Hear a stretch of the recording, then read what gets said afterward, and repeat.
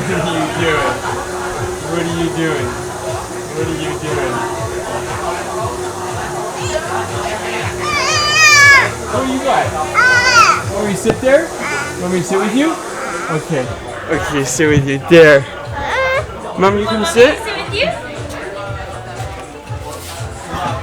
There. She's like, no, we're all together again. There. Hi. Georgia, you see that view out there? Oh, that's nice. That is really amazing. Yeah. Yeah. That's really nice. Gotcha. Gotcha. You want to go check out that view? Where's the beach? Oh, there it is. There's the beach. It's beautiful. It's nice. This is a hotel right here. Look down there. Wow. Georgia, we're so high. Look at those palm trees, eh? Those are palm trees. There's the dragon. You see the dragon bridge?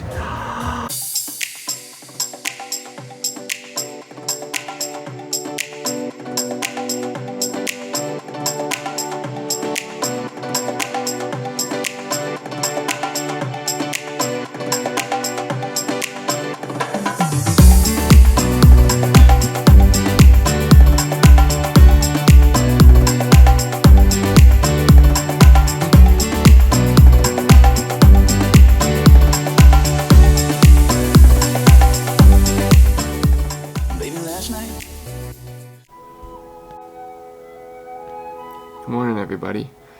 It's Monday morning and it's pretty early, like 6 something. Georgia and Jazz are just out in the kitchen.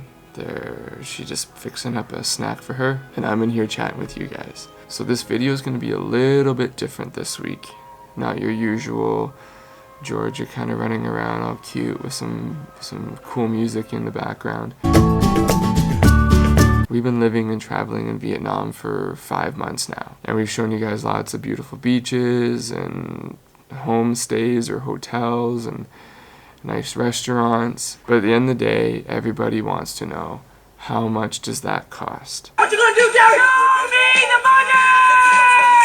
How much does it cost to do that? How much does it cost to eat that? How much does it cost to see that? So Jazz and I spent January and February compiling a pretty thorough list of all of our expenditures to give you an idea of what it costs to live here. So we thought we would share that with you guys. So if you're not really interested in Dad crunching some numbers for the next 10 minutes,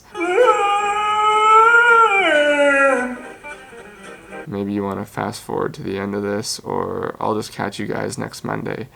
But for those of you that might be interested in knowing what does it cost to live here for us, stay tuned. I just gotta get a little something in the system to get some brain power going first. I just can't decide between coffee, coconut, or cane juice. So I'll see you guys soon. Okay, well that's much better. So I'm just down the street from our place. That right there behind me is the beach, and our house is like a block that way. So I couldn't really decide what to get for breakfast. So I got one of each. That's the breakfast of champions right there, right? If this doesn't give me like the most ultimate kick, I'm probably gonna have to take like 15 bathroom breaks. So let's dive right into this. Hopefully you don't hear too much traffic. So just before I start, a little disclaimer again, is that every expat is going to give you a different number at the end of the day. So just no different than home.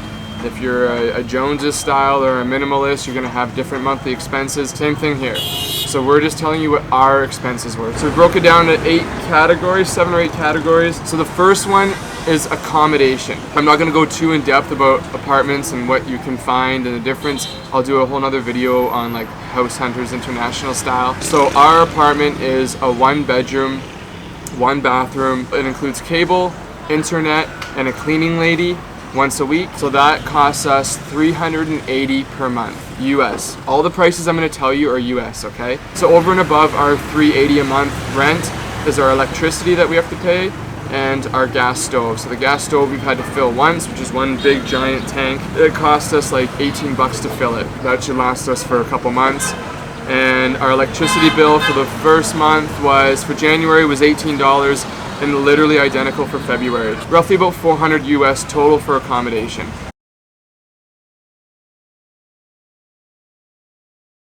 Next is phone. This is the phone we had to buy. Not everybody has to buy a phone when you come out here. Both of ours, Murphy's Law, damn Murphy's, Jazz's and my phone crapped the bed in the first week that we arrived. To buy a phone, we just got a cheapie. It's a smartphone in a way. I don't know how you pronounce it, Huawei or something, a Chinese brand. It costs us $150 US.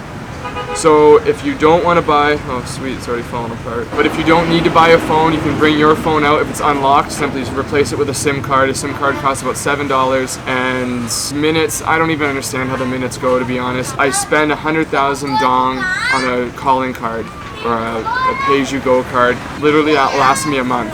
So phone, super cheap. So the next one is transport, which basically consists of motorbike rental, gas for the motorbike, and taxis anywhere we've gone. So the numbers differ considerably from January to February because halfway through January I rented a motorbike, which cut costs in half. So let's just look at January right now.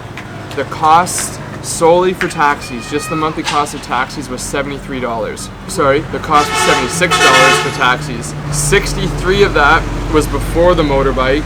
The other $13 was after I got the motorbike. Even though taxis are super cheap here, I mean it's like 50 cents when you first get into a cab, and anywhere Jazz and I need to go is within a $2 to $3 range. But that adds up quickly when you're doing that once, twice a day, 4 or 5 times a week. So we thought, let's get a motorbike. And just a little side note, not knocking any family that does this because that's just the way of life here, but a lot of people have asked or shown concern, do we take Georgia or Jazz on the bike? No, we don't. Not that it's wrong, it's just that we don't feel comfortable doing it. The bike is solely mine. It's just for me to get to and from work, that's all, or run some errands, whatever it might be, or little excursions. But so yeah, February's expenses for transport were $56, where January's were $120 total.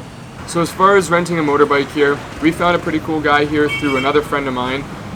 His name's Kevin. He runs a little shop just behind our place. He gives me a great deal. So for a motorbike rental from him would be 1 million dong. That's for a semi-automatic, and if you want a fully automatic, it's 1.5 million. And it comes with like a roadside guarantee. Anything that goes wrong with it, you just pick up the phone, call him, he'll come grab you. I've already had a flat tire. We've already switched it out. Gas for the bike, I filled up 2 Wednesdays ago for 40,000 dong, so $1.75. I filled up my tank, it's lasted me 2 weeks. So that's transport. So the next category is groceries, food. But we've separated any sort of dining out in its own little category. This is simply just what we buy at the grocery store, which is still, I think, high. But we're okay with that because even at home in Canada, our food bills was always our highest bill. We're just, I don't know what to say. We eat a lot of food. Jazz still eats for 2. Either way, our grocery bill for the month of January was $590 US, and for February was $523. So pretty much the same. We shaved off a little bit. I don't know how. We weren't really trying. That's just it. That's just what it is for food, and that's because we eat in a lot. We don't eat out so much. Maybe once or twice a week. So I'm not going to break down every individual item in the grocery store, what it costs. As a whole though, most foods from a grocery store are cheaper, and same thing as at home. You have an organic store that is a little bit, the prices are a little elevated and compared to the conventional stuff. That's the expenses for food for the month. Okay, so let's continue with the theme of food. Eating out in January was 165 US. Eating out for February was 137 US. There's not much more to say. Eating out, that's any restaurant that we go to, all these coconuts that we buy, that's all we all consider that eating out. There's one Maharaja. It's an Indian restaurant Jazz is obsessed with. It's delicious. We probably eat there once or twice a week. As a whole, we can get a full meal, so like a chana masala, it's this eggplant potato thing that we get, a couple naan breads, maybe some vegetable pakoras for about $15 for the 2 of us to eat a full meal like that. We consider any juices like sugarcane juice anytime we get coconuts, which is almost once a day, if not every other day. Coffees are also included in that, coffees and teas. Coffees range as well, so you can get a coffee for less than $1, and you can also get a coffee for $3 to $4. I get a Cafe Denda, which is just a black iced coffee. It's my favorite. It's super strong, and it's like really hitting me right now. I'm like trying to keep my energy levels down and composed, but I'm like flying inside. Vietnam, your coffee is extraordinary. I love it. So this is all included in eating out, okay? Let's go next one, miscellaneous. So miscellaneous basically entails any books that we've bought for Georgia, any maybe little clothes we bought, anything for us, souvenirs, sandals, hats. We bought a blender last month if we go to the Playland with Georgia. So the miscellaneous for the month of January was $43, and it was literally the same for February, $43. So I don't know how that worked out, but anyway. Diapers were $30 US this month, diapers last month were $34. So last but not least is we have to include it as visas, because it is an expense for us here, because we aren't residents, so we have to pay a visa cost to stay here. So that visa cost gives us 3 months, which is $165 US each. So I just broke that down per month. The total cost for the 2 months, January, was $1,538 US, and the total cost for February was $1,368 US.